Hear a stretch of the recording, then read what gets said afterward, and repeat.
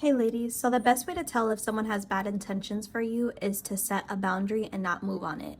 Because something I realize is when it comes to star quality women, people don't hate you until you tell them no, like flat out. And that's when they start to really show what their true intentions are. And it's almost like the mask drops off. So if you've ever noticed, people are really drawn to you, they're curious about you, they want to be close to you, but they don't necessarily like you for real. The moment you set a boundary with someone who is in your space and isn't really giving you any value, but they're getting everything from you, and you pull back or you deny access, suddenly you're cold, you're fake, you're stuck up, right? So I'm going to break down to you all today why everyone wants access to you as a star quality woman, but they begin to resent you the moment access is limited. So to me, I really think access is the real currency. If you think about it, a lot of the things that people try to like destiny swap with you about, or like take from you, or steal from you, or copy from you, comes from them being able to access you, right? If these people had no access to you whatsoever, I'm talking about blocked on social media, their phone numbers blocked, you limit the types of conversations you have with them if they're someone who you see in person, or you don't have conversations with them at all. You limit at what level they have access to you. This is really how you hurt these people, because access really is currency. It's how they're able to try to do a lot of trifling stuff to you, is because they have access. And something we need to wake up is that star quality women really do carry value just by existing. So many of you probably have wondered to yourself why people have issues with you when you're just literally existing and breathing. It's because your presence, your energy, your beauty, it's all currency, and people don't like it when star quality women gatekeep those things. Again, people, access is currency. So if you're gatekeeping currency that they otherwise used to be able to access before without having to pay for it, without having to, prove themselves worthy of it and prove themselves worthy in your life, it's something that they're going to absolutely miss and crave once it is snatched away from them. So the reason why boundaries trigger hate in people is because the moment that you stop oversharing, you're not responding as quickly as you used to. This is something I love doing. When I feel like people don't deserve access to me anymore, if I feel like they're wasting my time, or if I feel like they're taking me for granted. The moment you don't invite them around you anymore, or you're not jumping to make plans with them or trying to be in their space, you're not prioritizing them. So you're prioritizing self, and you just revoke access altogether.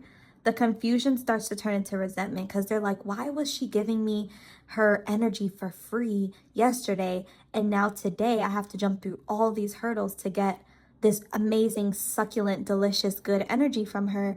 It's pissing me off. Why is she now being exclusive? Why is she now gatekeeping? And it's because boundaries force people to confront why they even wanted access to you in the first place. And once they start to really sit with that, they realize that they are acting like fans.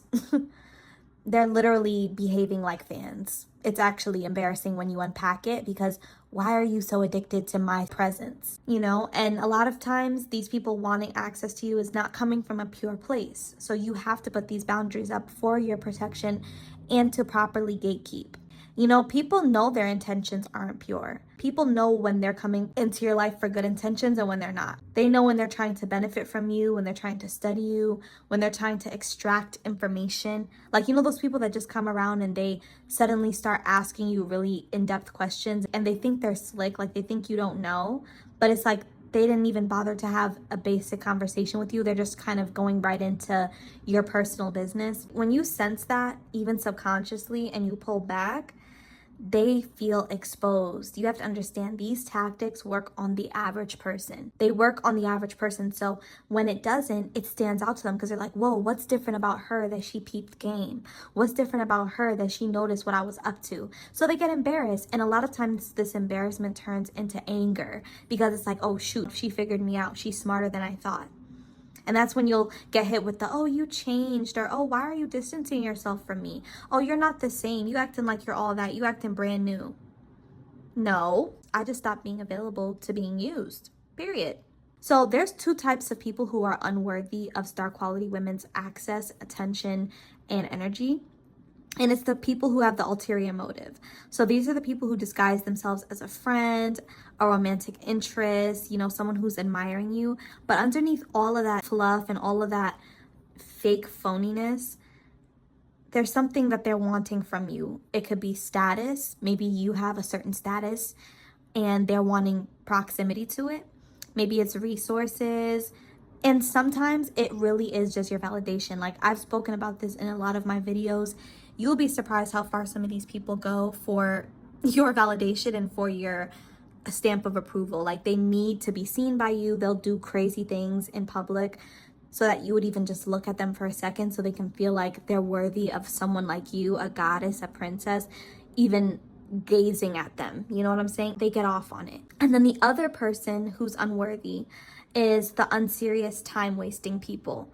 I can't stand these types of people because they literally have nothing to lose. If they're willing to waste your time, they're willing to waste their own. And these types of people think life is a game. They think we're here forever and we have all the time in the world to play with people's emotions and play with people's time.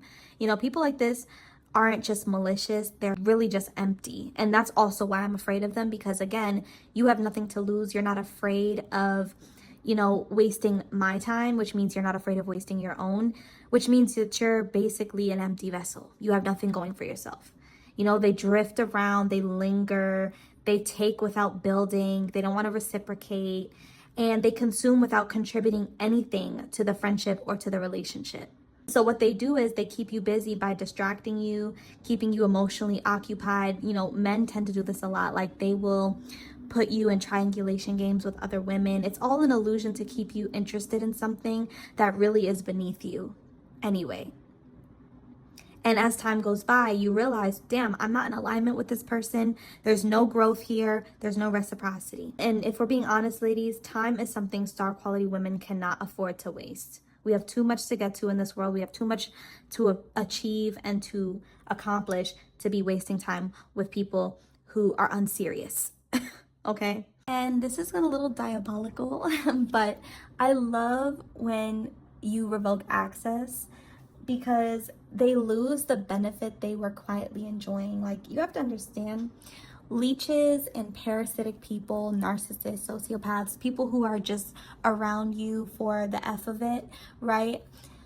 They are enjoying something that they're getting from you without them having to give anything.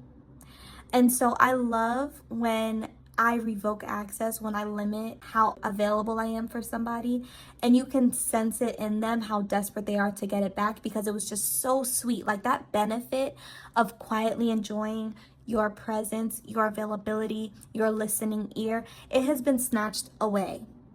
And they start to squirm and they look uncomfortable and they look unsettled, and they're doing the most to try to get you back into their good graces, but it's never going to happen again because you peeped game. And I also love when I revoke access, because these people are forced to accept they were never entitled to what I had to offer. You were never entitled to me. Right when you thought you had me in the palm of your hand, access revoked, access denied. And I love that for myself, because some people, they're good actors and they may fall through the cracks of my discernment and I don't pick up on it. For the most part, I sift through those people very early on. But there are some people in my life who have played in my face, and they played the long game with me, and they pretended to be my friend. They pretended to love me. They pretended to care about me, man or woman. And they thought, oh yeah, like, I'm entitled to this person. I'm entitled to her validation. I'm entitled to her attention. I'm entitled to everything that comes with her. And then one day when you just wake up and you revoke access, it's like they have to suddenly wake up and realize, oh my gosh, like, I don't have unlimited entitlement to this person like I thought I did. And that's painful for people who feel entitled to your energy. They're used to overstepping when it comes to you. So they're used to just, pushing your boundaries and pushing your buttons without any repercussions. And so I just love being able to remove these types of people, because they lose control and I gain my control back in the situation. It's like a power swap. And here is what serious and worthy people do differently than the unserious and the unworthy.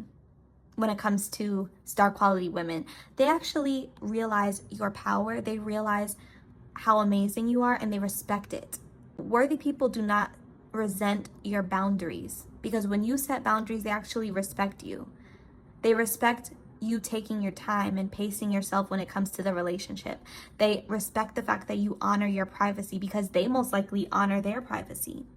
They don't rush into intimacy with you. They respect that you respect yourself enough.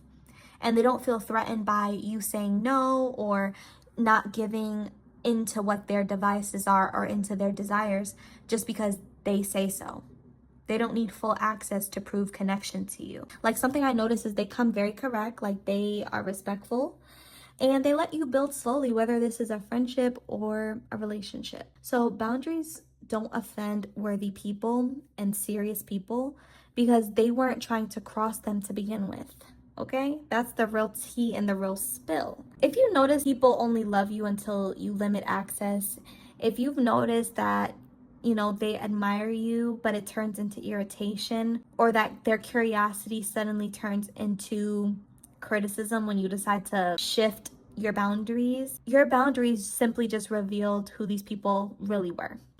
So ladies, drop down in the comment section. Let me know your thoughts down below on setting boundaries and being a star quality woman who has to gatekeep herself. I'll also be leaving my email in the description box so you can share your stories with me there as well. Have a lovely day, ladies.